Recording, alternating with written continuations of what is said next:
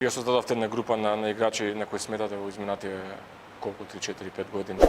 Има ли некој сега моментално што е на радарот за да добие повик, како на пример Андреј Тодоровски од ТСЦ?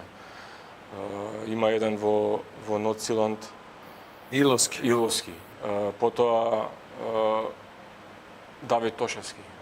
Постои ли некој таков во моментов? Овие тројца што ги спомнав и некој друг што може или што е тука пред репрезентацијата, што може во секој момент да... Иловски го пратиме уште од неговите настапи во Америка, каде што играше во студентската лига.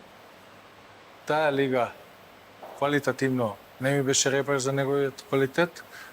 Веќе една година и 2 месеци е во данскиот шампионат во Норсиланд, каде што првите 5-6 месеци му беше валјда период на аклиматизација и на прилагодување на европскиот фудбал, но од оваа есен веќе почнува да добија минутажа во својот клуб и полека се наметно, така да го пратиме секако. Со Андреј Тодоровски сме во контакт. Јас 3 до 4 пати разговараме со него. Сака да игра, постои желба.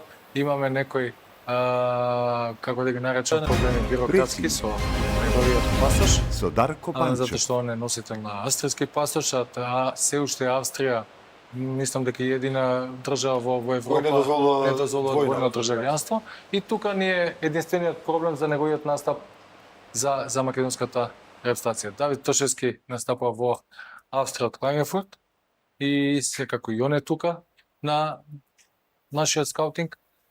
Сега во моментов се актуелни 28-29 фудбалери на тој поширок список и таа бројка моментална.